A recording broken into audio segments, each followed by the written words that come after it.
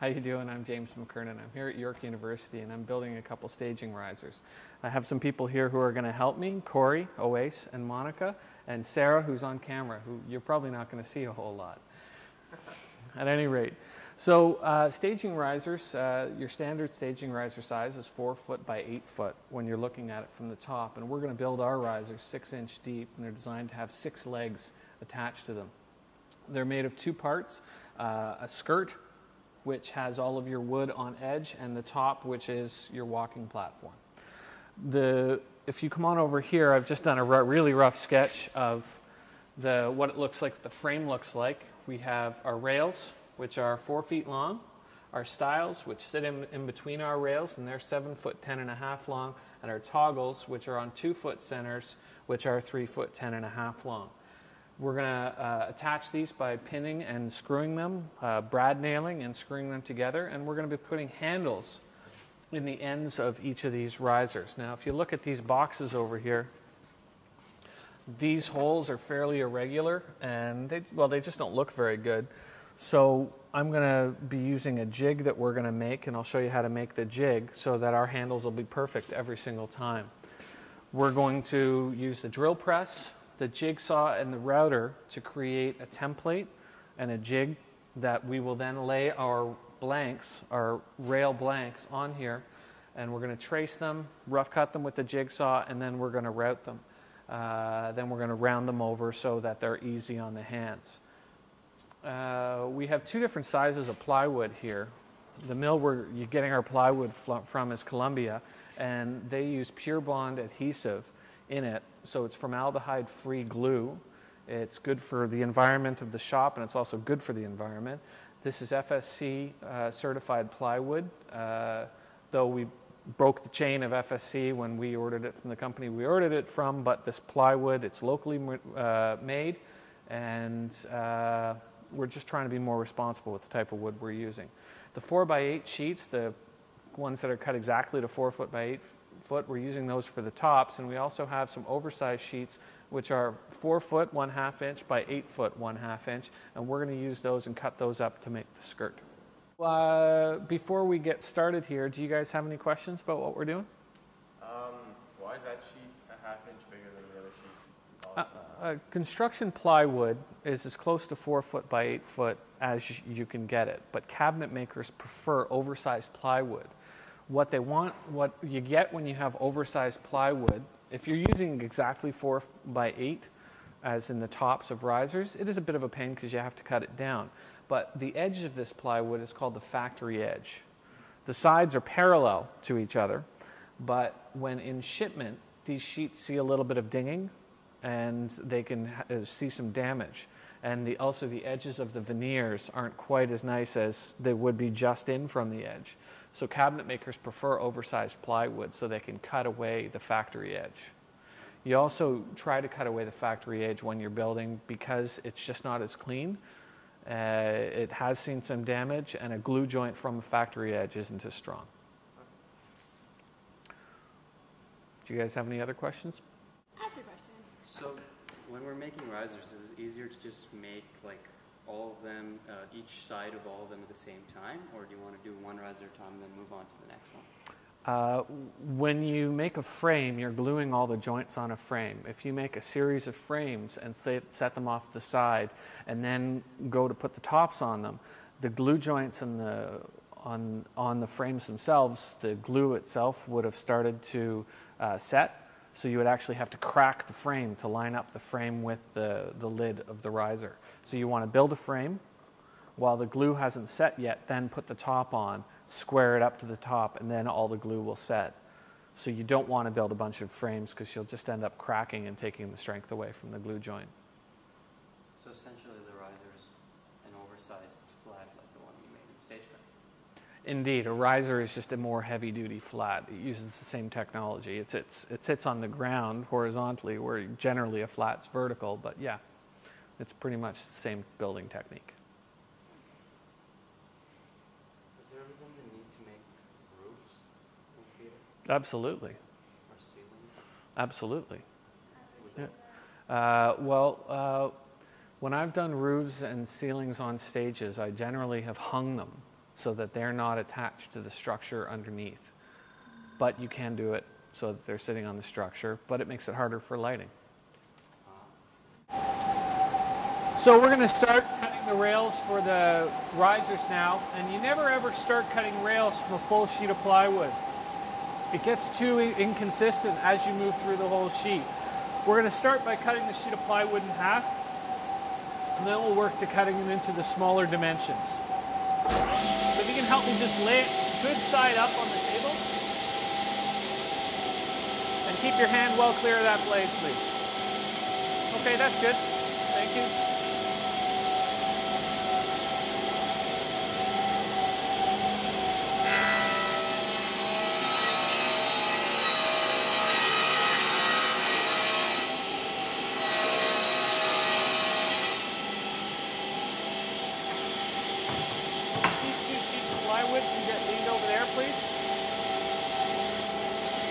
Monica, if you can help me with this other sheet.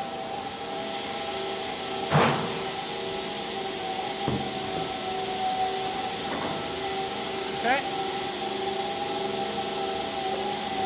And let's put it up on the table. Okay, that's great. I got it.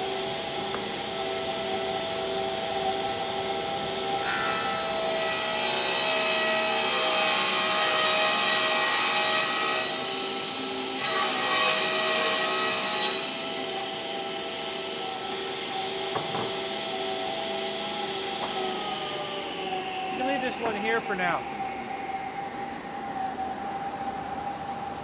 So I had the fence split these sheets right. I set the fence so I'd split these sheets right in half, and now I'm going to set it up for the height of the individual pieces, which is 5 1/4 inch in total.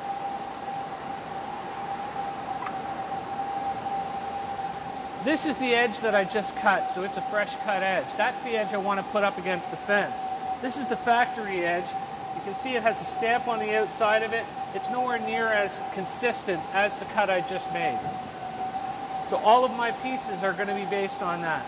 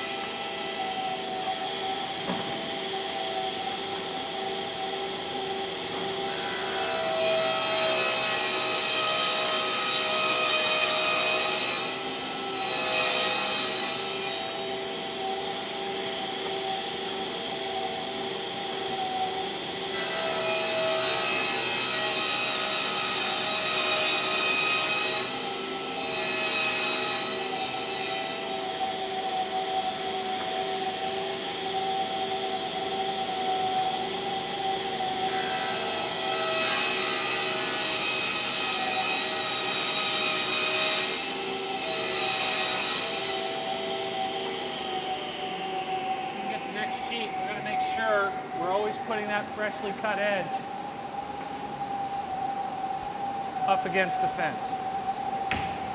Next thing we're going to do is we're going to cut the stiles, which are 7 foot 10 1/2 inches long. You always start cutting the largest piece, the longest piece first, and then you work your way down to the smallest piece. The reason for that is if you make a mistake cutting the larger pieces, then you can still use them when you're cutting the smaller pieces. First thing we're going to do is cut the end off, because again it's a factory edge and we really want to pay close attention to what we're doing.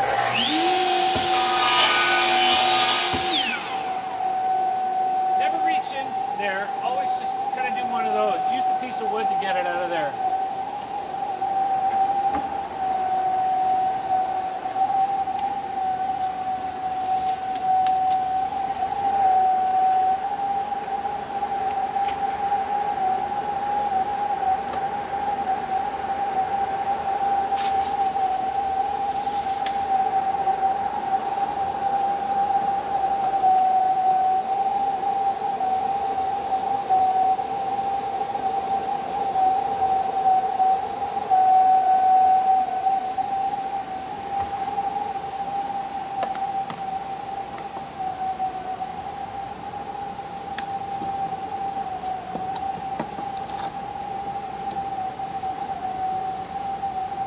This way I only have to measure the board once.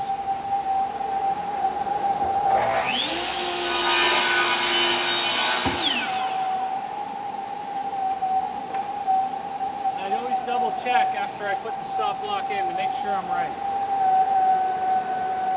It's just a hair long.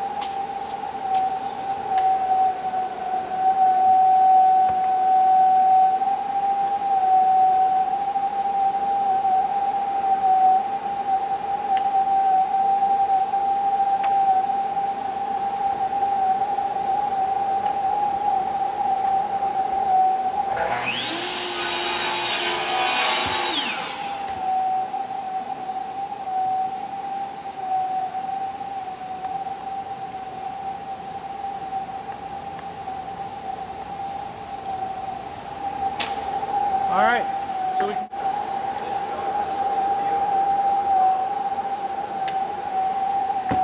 And we're just repeating the process for the 4-foot rails that are on either end of the risers.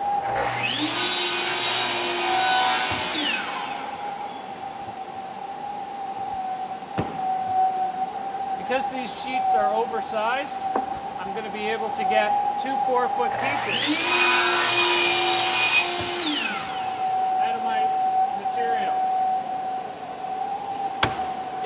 this was a traditional piece of 4x8 plywood, I would cut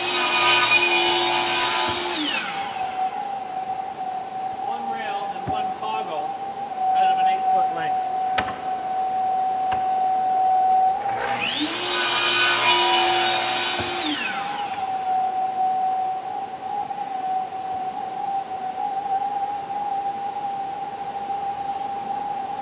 Now a toggle is exactly 2 widths of plywood less 4 feet. So I'm just going to use these 2 pieces as spacers.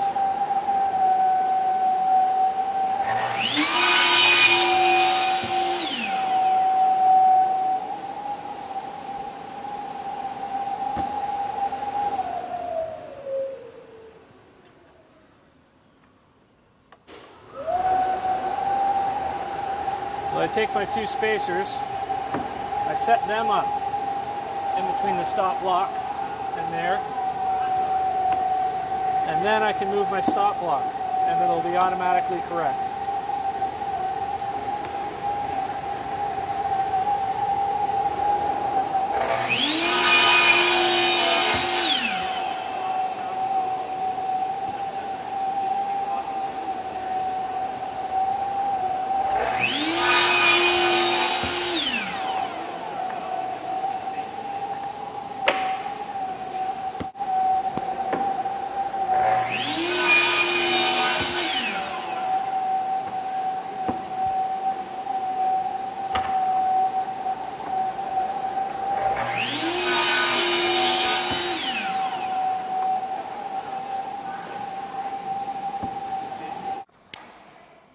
So next thing I want to establish is a good space in between where I'm holding my risers. This is one of my rails. If I'm carrying a riser, I want my hands to be that far apart. Any closer and then they're in front of my body, and any further apart, they're just too wide. So I just want to establish a good center for the handles. So it's going to be somewhere around here and somewhere around here. And now I'm just going to do the math to make sure they're centered and spaced properly. About 10 inches. So it's about 10 inches in from either side. The hole I'm going to need for my hands, and I have some of the bigger hands here, is probably 5 inches wide. So if the center of my hole is 10 inches from the edge, then I'm going to go 7.5 inches in to the center of this beginning of the hole, which will make sense in a second.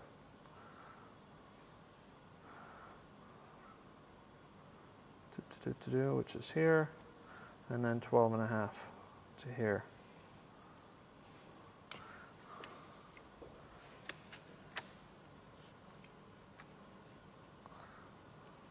So I figured out this way where I want them. Now I just need to figure out this way where I need them. So what I want is I want the handles to be centered on the riser itself, not just in the rail. So I have to take into consideration that the overall thickness of this is going to be 6 inches. So from the bottom, I want it 3 inches up. So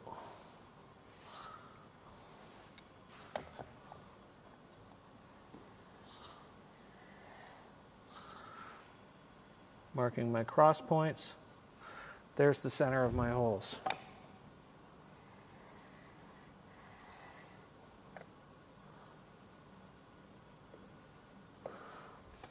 Okay.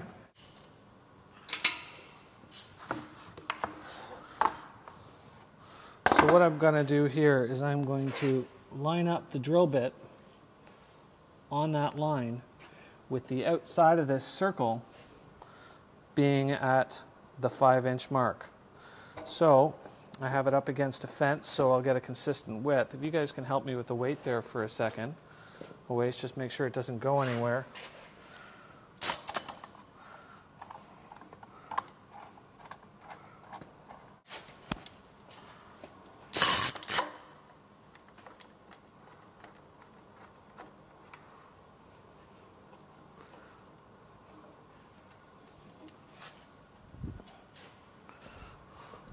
So I've transferred my measurements over to this board, and now I'm just going to line it up and drill the holes.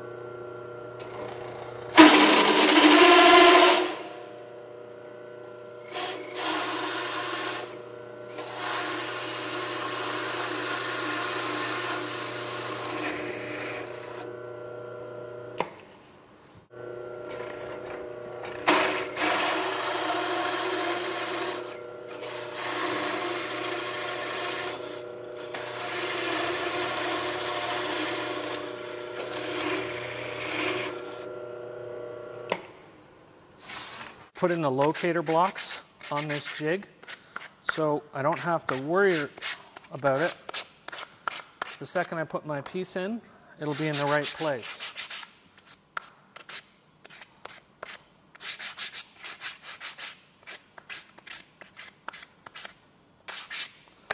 And even if you're making one riser, if you ever plan to make more risers, it's worth making one of these jigs. Or a jig similar to it. This isn't the only way to do it. Because it'll just save you so much time next time you're building them. So I'm just putting in some locator blocks so that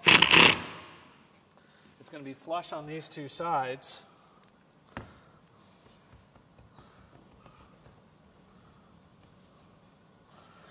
And then it'll locate on this side with another block so that the second I pop the piece of wood in there and I clamp it in place, I know it'll line up to the jig correctly.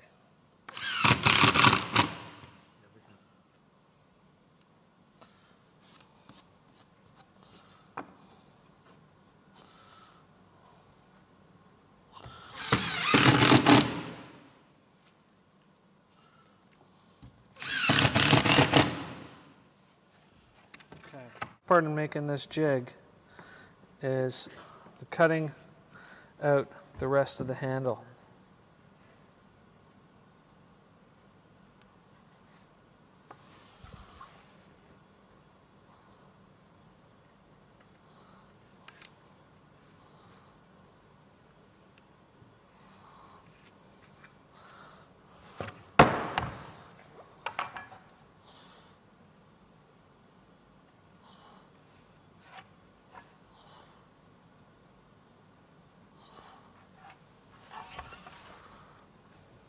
The line slightly above the circle? Or?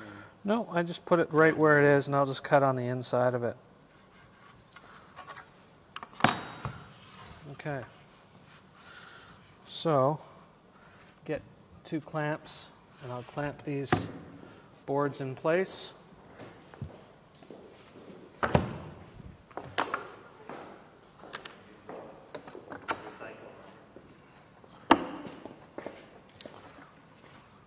And right there.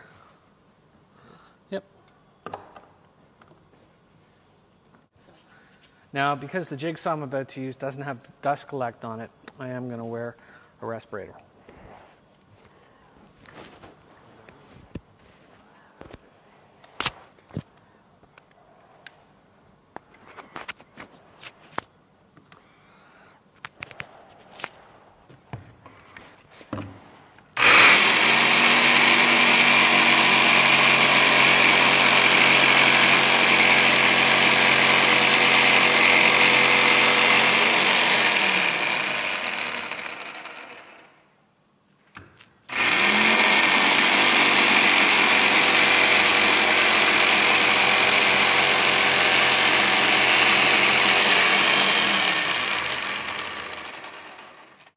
Now I haven't cut right up to the line. I've left a little bit of the original wood still there.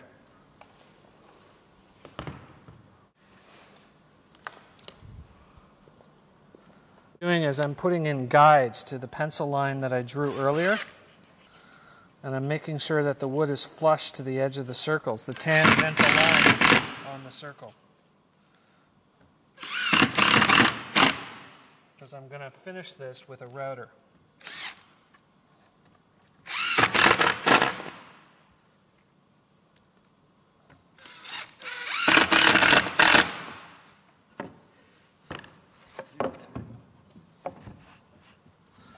So this is a flush trim router bit.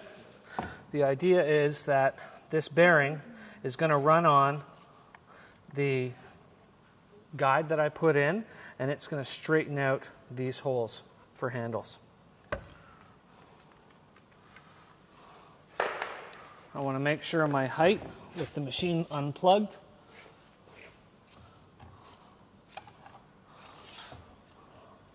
So I have a good height for my bearing.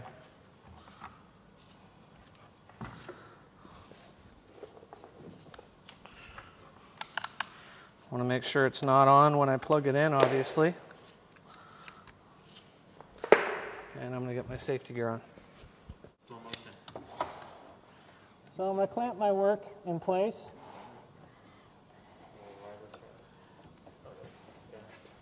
Can you hear us heavy breathing? It's pretty fun. All right, so now I'm just going to clean it real quick.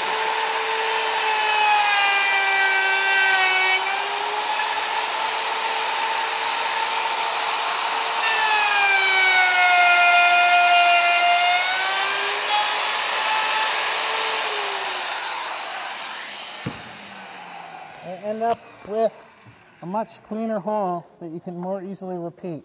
I'm going to clean up the edges of this hole as well.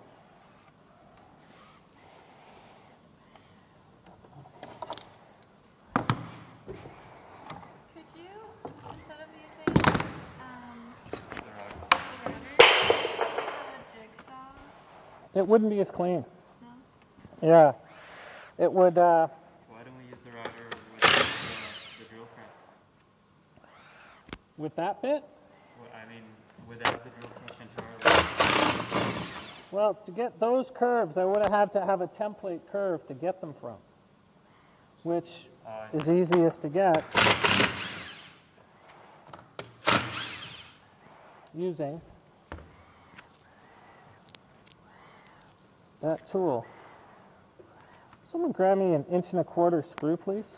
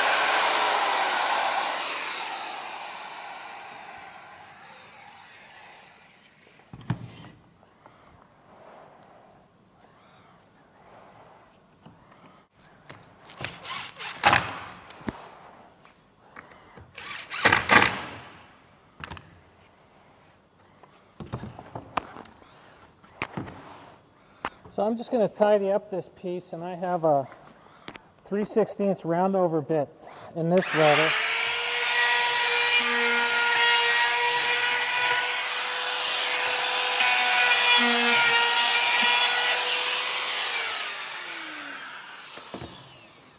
And this just keeps it from wearing out over time.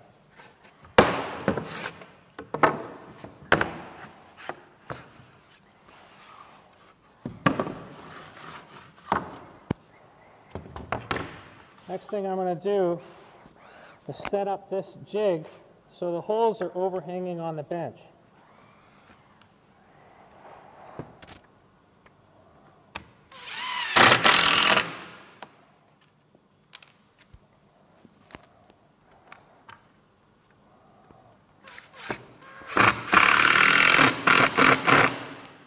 So whenever I now use the router, all the dust is going to fall on the ground. It won't build up inside the holes. So what I'm going to do is I'm going to take my blank, I put it just sitting on top of my jig for now, and I trace its placement. I don't have to be hyper accurate, and this will give me a pretty good idea of where I have to rough cut with my jigsaw. What I want to do is I want to cut with my jigsaw an 1/8 of an inch smaller, and that way I'm taking off very little with my router. It raises less dust, the router bit lasts longer, and the machine doesn't work as hard. Just a better way to do it.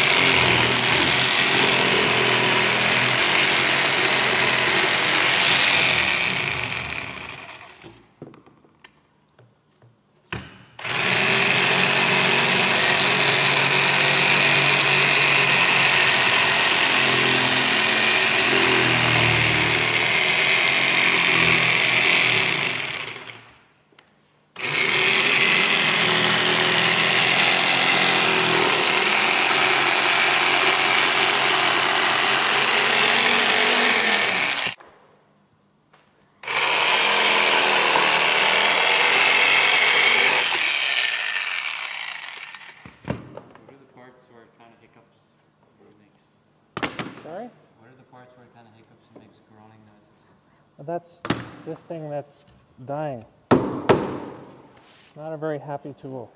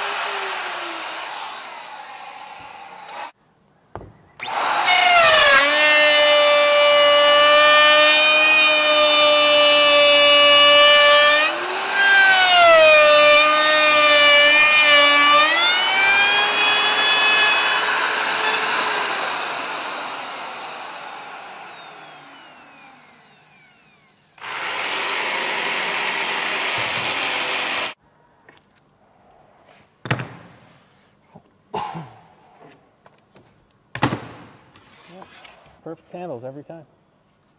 What we're going to do is mark out the risers for our 2-foot centers. Now, our stiles, sorry, Wace, our stiles are actually now can you move that to the other bench for me, please?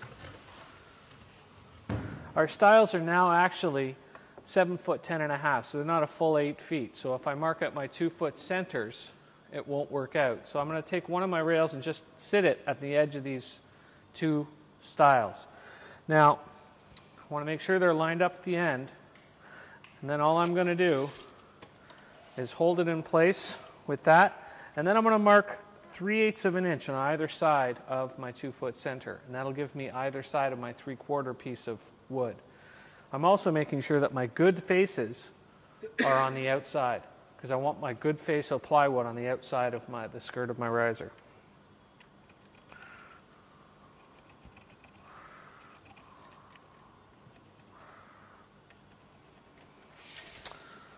Four feet, 3/8 on either side of 4 feet, and 3/8 on either side of 6 feet.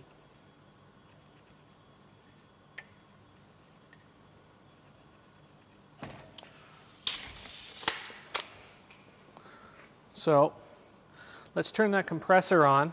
It's going to get a little loud, sorry folks, and we can start putting this together. When I put the rail on, I want to make sure that the handles are to the top of the frame, so that they'll be centered once I get the actual top on. What we want to do is we want to make sure that this edge is flush, and it's not worth trying to flush up the whole edge at one time. So I'm going to start at the bottom. I want to make sure the bottom is flush. And then I'm going to work my way up.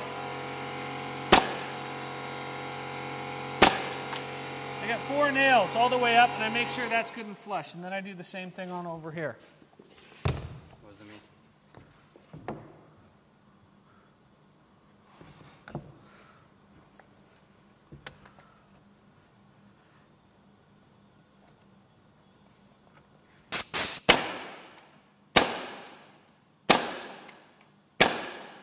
And then I go grab another one. Can you pass me a rail down at the other end, please?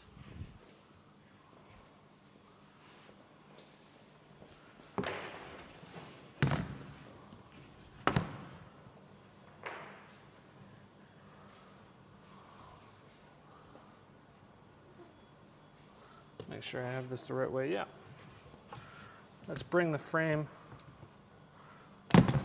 all the way over here so I don't have to reach too far on the bench. So I line up the bottom, and if I line up the bottom properly, I should have a flush top here.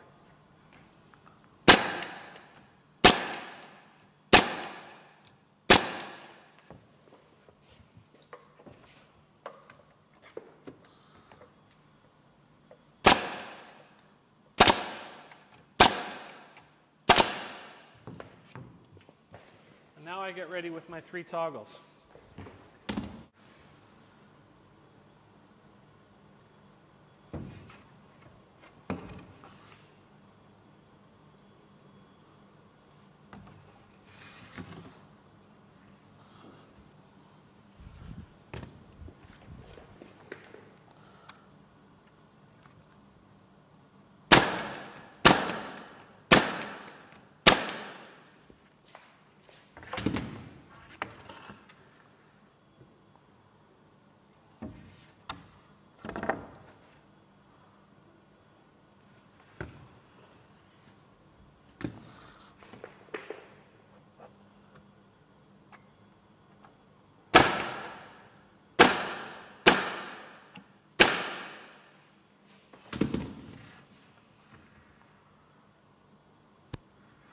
Now I'm choosing to use a 16 gauge nailer instead of a 1/2 inch crown stapler. You can put risers together using a 1/2 inch crown stapler, but it destroys the wood. The head of the staple really destroys the wood, whereas this is a much cleaner way of doing it. Filling and using these. I got this, thanks. It's just a much cleaner way to do it. Also, it's really good if you're going to reuse scenery to use pins and screws. It's much easier to take apart later you just unscrew the screws. The staples, you end up destroying the wood when you're pulling them out.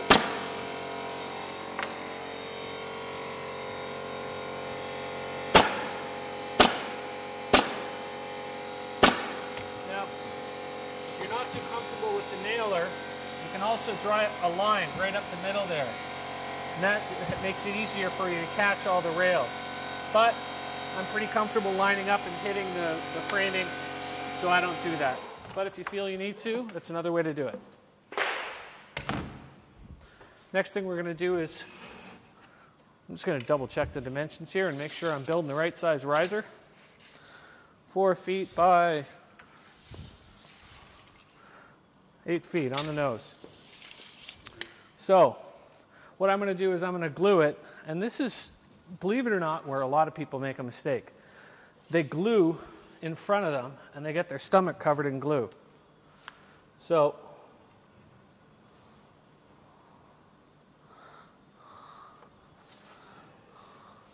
I always glue where I've been, not where I'm going. And I use the side of the rails and the side of the glue bottle to keep my glue lined up. Freehanding it, you can kind of freehand it, but it's too much work. Too much like work.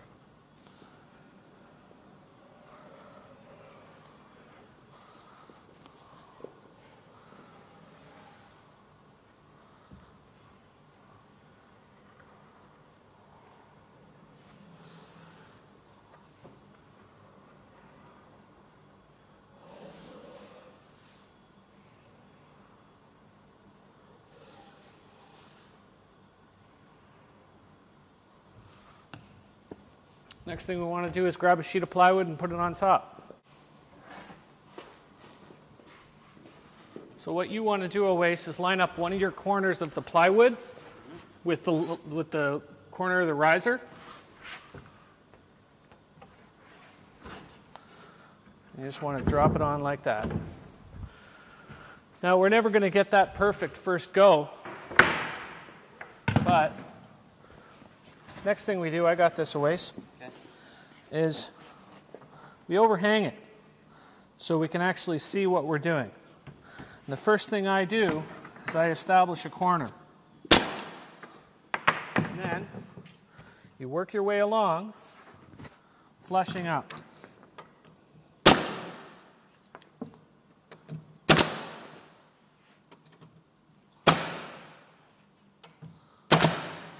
Do not try and get the whole length flush all at the same time. It won't work. And then I start in the corner I started with, and I work along the long edge. Always do a short edge first, and then work the long edge because you have more leverage to fix when you're shaping the frame.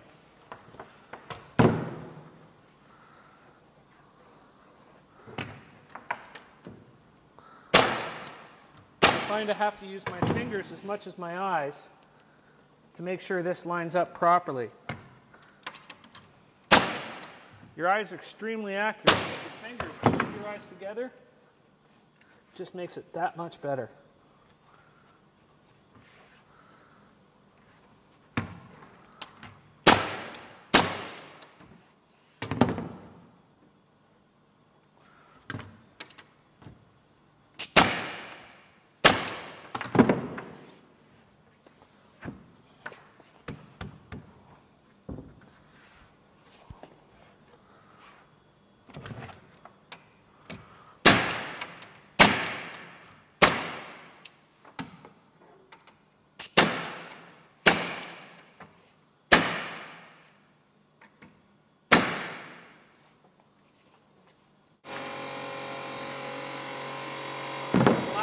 Have to do is nail in the cross pieces. Now some people use a T-square and that works fairly well, but I find actually making the real measurements and drawing a line, because this is something you want to last for a long time, is the best way to do it.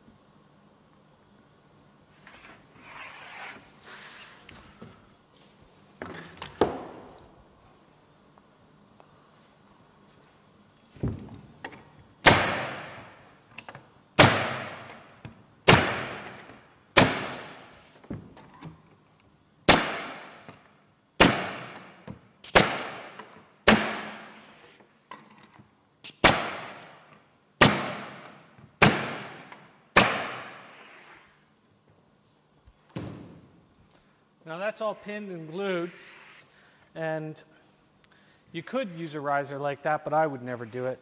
Next thing you have to do is put mechanical fasteners in and screws, and I wouldn't put screws in there without pre-drilling. If you do put screws in without pre-drilling, you'll end up getting little bits of wood sticking up, and then you'll tear a hole beside the screw, and generally the riser won't last as long that way. So we're going to use a countersink and put screws throughout the whole riser.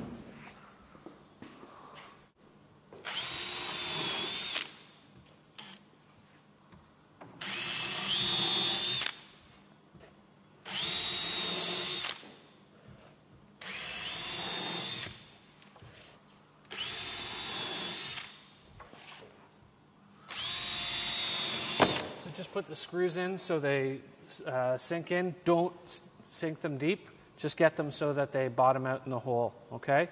Because you can, with those drivers, blow the screws right through, okay?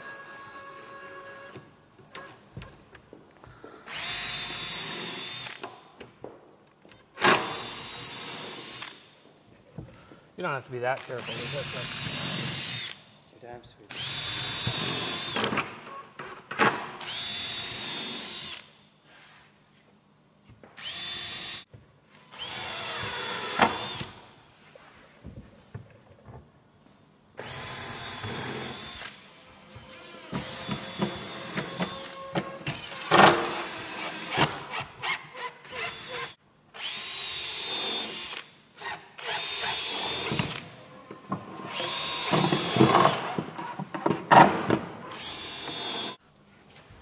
So the last part to this is to make it so that the edges don't tear out. So we've lined it up, we flushed all the sides, and now we just need to round over all of the edge on the riser. And we're doing that for 2 reasons. It's just going to be easier on our hands, and because these are so pointed, if they catch anything while we're working, it'll just tear up a hunk of the wood. So if we round over, we're elongating the life of the riser and our hands.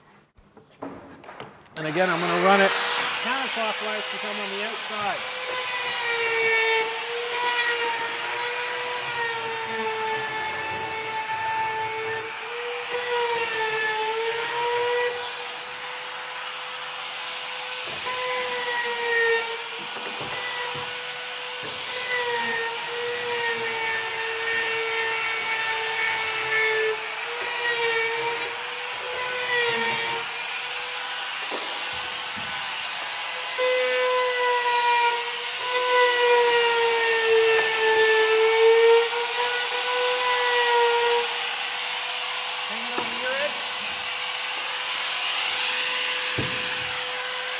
Help me with the cord away.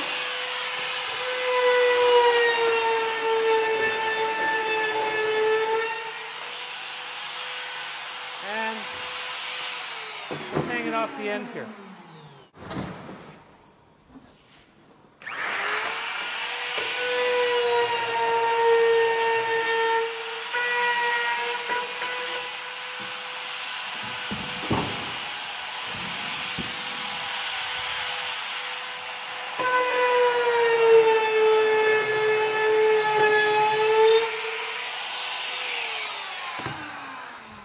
Okay, this last step, watch your eyes, guys. Eyes. This last step is just something no one will ever see, but again, it'll help lengthen the life of this riser. Make it that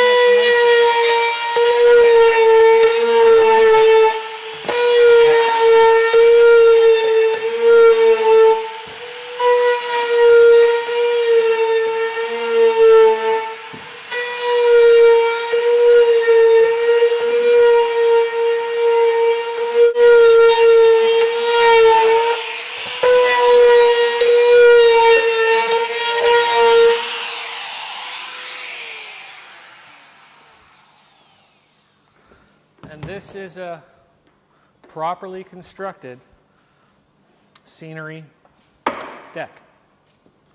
Do you guys have any questions about this?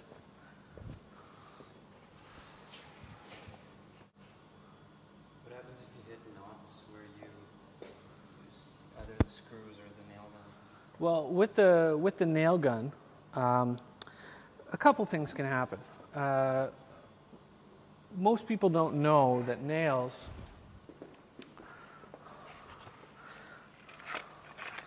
the top edge of nails are shaped like this. Okay? So they deflect, to answer your question. Okay? So what I do is I try and shoot my nails in like this. So when they hit a knot, which they do all of the time, they're going to deflect up or down within the core of the piece I'm hitting. If I shoot like this, I would have a lot more blowouts where the nail would just hit a knot that's been cut on an angle. It'll just shear out the side. This is pretty soft metal, so the speed that you put it in, they just bounce out the side. Like staples, if they hit one leg of the staple can stay where it is, and the other leg of the staple can curl right back out again. The whole length of it. If it's a 2-inch staple, 4 inches of staple can curl out of it. So that's what can happen. So you always keep your hands well clear when you're using those tools. For the screws, it's not as big a deal because I'm pre-drilling, right? It still can't be a thing like your pre-drill bit. You can have to work to pre-drill, but as long as you have a sharp bit, you can drill through. And this is very soft wood. I mean, it is a hardwood. Poplar is a hardwood. Technically, it's a hardwood, but it's a fairly soft wood to work with, and it's very easy on the hands. You don't get splinters as readily as you do with fir or mahogany, or I would wager you get more splinters out of spruce than you would out of fir or poplar. So that's what would happen if you hit a knot. But keeping in mind that you're looking at a knot that's like this, right? You're looking at knots that's been sheared off, and it's around 1/8 of an inch thick. Like this is a very good example. This knot right here, if we picked at it, we could pop that knot out of there. And it's going to be much harder than the wood around it. And if it was closer to the edge, and I shot a staple and it happened to be in the path in the core in the center of the veneers of this plywood, it would definitely bounce one way or the other when it hit that. It just, the nails can't deal with that. So the orientation of the nail gun then is the same as your... Yeah, what you try and do is you set the nails perpendicular to the piece you're going into. Perpendicular. Yeah, so 90 degrees to it. And is that how they are in the gun then? That's how they are in the gun too. Straight down. So Yeah. So the gun, go perpendicular as well? yeah. The gun sits this way, and the nails are oriented this way. Okay? And I haven't found that written down anywhere. I've just put hundreds of thousands of these nails in. And it was actually someone I worked with who pointed out to me, and I can't remember who it was. I remember it pointed out to me, but I can't remember who it was. But if you go that way, you're going to get deflection one way or the other much more readily than you will this, and has everything to do with the way these nails are made.